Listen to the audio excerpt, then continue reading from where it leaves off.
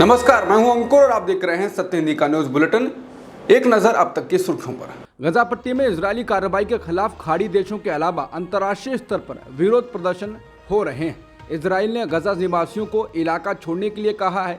शुक्रवार को सबसे महत्वपूर्ण प्रदर्शन न्यूयॉर्क शहर में हुआ, जहां हजारों लोगों ने पूरे अमेरिकी राजनीतिक प्रतिष्ठान और पश्चिमी मीडिया के इजराइल समर्थक प्रचार के खिलाफ रैली निकाली। इतना ही नहीं, न्यूयॉर्क के प्रदर्शन में 1000 से अधिक यहूदी भी शामिल थे, जिन्होंने गजा में हो रहे अपराधों के प्रति अपना आक्रोश व्यक्त किया।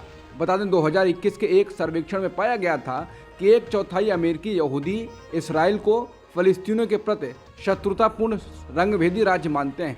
मौजूदा युद्ध के बाद ये आंकड़ा और बढ़ जाएगा।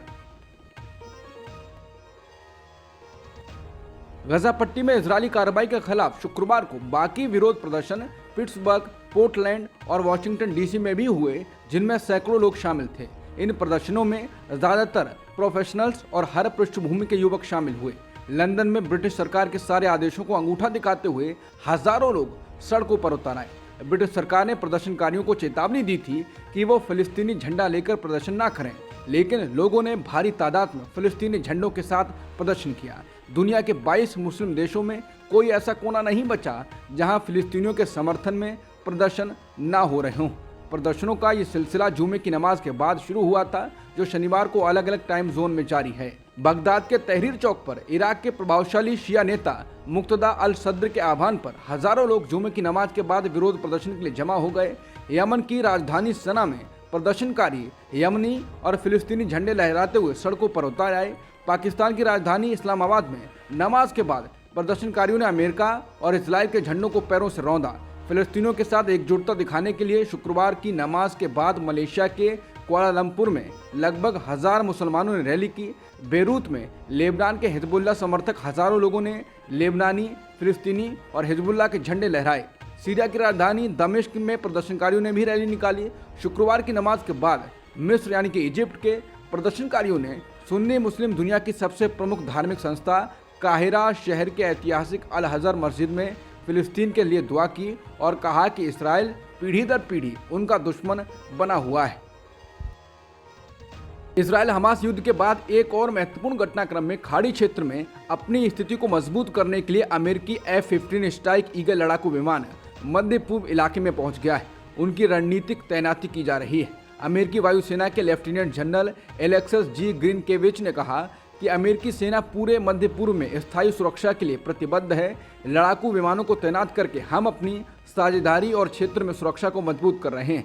दूसरी तरफ रॉयटर्स को रियाद से जुड़े 2 सूत्रों ने बताया कि सऊदी अरब इजराइल के साथ संबंधों को सामान्य बनाने की अमेरिकी समर्थित योजनाओं को ठंडे बरतने में डाल रहा है।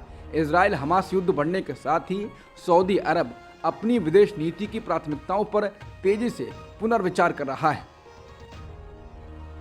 बीबीसी की रिपोर्ट के अनुसार गजा शहर में हमास के हवाई हमले का नेतृत्व करने वाले सीनियर कमांडर मुराद अबू मुराद के इजरायली सैन्य कार्रवाई में मारे जाने की खबर है।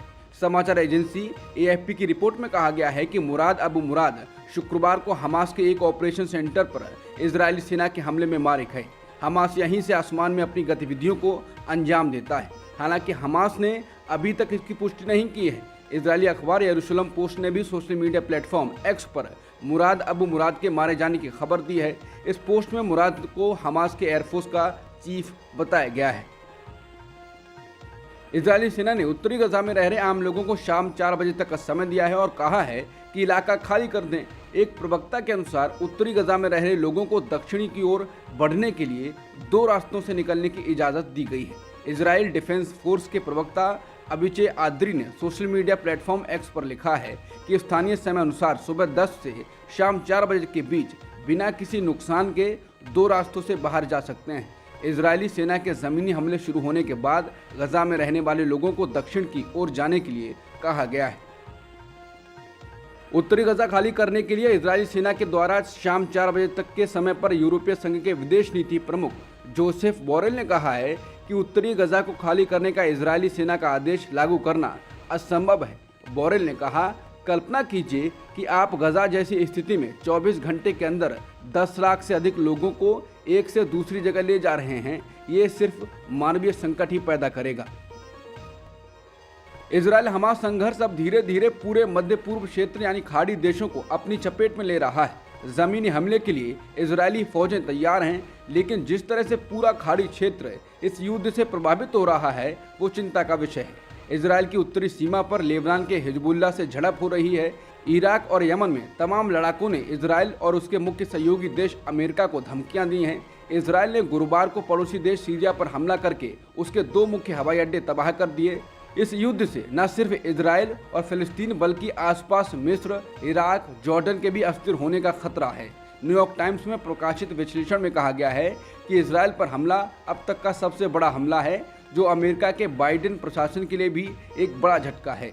अमेरिका ने खाड़ी देशों में शांति स्थापित करने का प्रचार जोर शोर से किया था। अमेरिका ही नहीं, ये सऊदी अरब और संयुक्त अरब अमीरात के लिए भी झटका है, जो अपने देश के विकास पर ध्यान केंद्रित करने जा रहे थे। इजरायली सेना ने कहा है कि उसने दक्षिणी लेबनान में हिजबुल्लाह के ठिकानों पर हमले किए हैं। उसने कहा है कि हाइफा से सटे इलाके में 2 ठिकानों का पता लगाने के बाद उसने इन पर हमले किए। बीबीसी की रिपोर्ट के मुताबिक ये लेबनान की सीमा से सटा इलाका है। हमला लेबनान की ओर से आने वाले एक यूएवी के इजरायली इलाके में घुसने के बाद किया गया। पिछले कुछ दिनों के दौरान इजरायली सेना और लेबनान में हिजबुल्लाह के लड़ाकों के बीच रॉकेट दागे जा रहे हैं। अमेरिका, ब्रिटेन और दूसरे देश हमास की तरह हिजबुल्लाह को भी चरमपंथी संगठन मानते हैं। लेबनान में हिजबुल्लाह की अच्छी खासी राजनीतिक और सैन्य मौजूदगी है।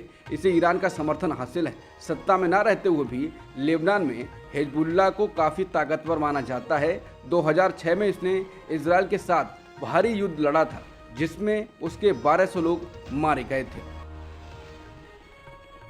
मध्य प्रदेश विधानसभा चुनाव में ज्योतिरादित्य सिंधिया चुनाव नहीं लड़ेंगे, ऐसा आ रही खबरों के अनुसार कहा जा रहा है। गुरुवार को भोपाल में भाजपा कोर कमेटी की बैठक हुई। बैठक में चुनाव प्रभारी भूपेंद्र यादव, नरेंद्र सिंह तोमर, प्रहलाद पटेल, ज्योतिरादित्य सिंधिया, प्रदेश अध्यक्ष वी.डी. शर्मा और संगठन महामंत्री हेतानंद शर्मा शामिल हुए।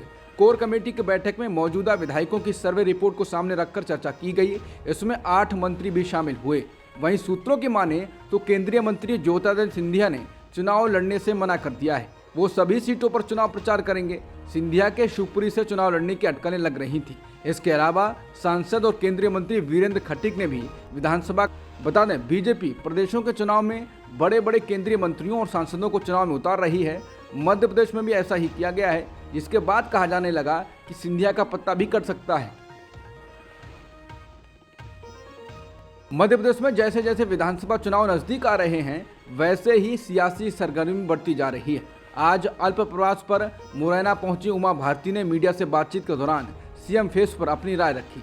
सीएम के सवाल पर उमा भारती ने कहा कि जीतने के बाद ही तय किया जाएगा कि प्रदेश का अगला मुख्यमंत्री कौन होगा। उनसे जब पूछा गया कि दिमनी विधानसभा से केंद्रीय मंत्री नरेंद्र तोमर को प्रत्याशी बनाया गया है, अगर बीजेपी की सरकार बनती है तो क्या नरेंद्र सिंह तोमर को मुख्यमंत्री बनाया जाएगा। इस पर उन्होंने जवाब देते हुए कहा कि जिन्होंने नरेंद्र तोमर को विधानसभा चुनाव में उतारा है, उन्हीं से पूछे वो मुख्यमंत्री बनेंगे या नहीं। केंद्रीय मंत्रियों को विधानसभा चुनाव में उतारने के सवाल पर उमा भारती ने कहा, ये तो पार्टी की इच्छा है कि किस नेता को कब विधानसभा और लोकसभा का चुनाव लड़वाना है। दक्षिण पूर्व एशिया में स्थित देश लाओस में ओडिशा के 35 कामगारों को बंधक बना लिया गया है। कामगारों ने वीडियो के जरिए लोगों का ध्यान खींचा है। वीडियो में उन्होंने बताया है कि जिस कंपनी में वो लोग काम करते थे, उसने उन्हें बंधक बना लिया। इन श्रमिकों ने एक वीडियो पोस्ट किया जिसमें वो कहते हुए दिख रहे हैं कि जिस प्लाईवुड कंपनी में वो काम कर रहे थे, उसने 1.5 महीने पहले अपना काम बंद कर दिया है। लेकिन इतने दिनों के बाद भी ना तो उन्हें वापस घर लौटने की इजाज़त दी जा रही है और ना ही बकाया वेतन दिया जा रहा है। समाचार एजेंसी पीटीआई के मुताबिक वीडियो सामने आने के बाद ओडिशा के मुख्यमंत्री नवीन पटनायक ने आला अधिकारियों को लाओस में फंसे इन श्रमिकों को वापस लाने के इंतजाम करने के निर्देश दिए हैं। अब तक की सुर्खियों में इतना ही। बाकी खबरों के लिए बने रहिए सत्यहिंदी.com के साथ।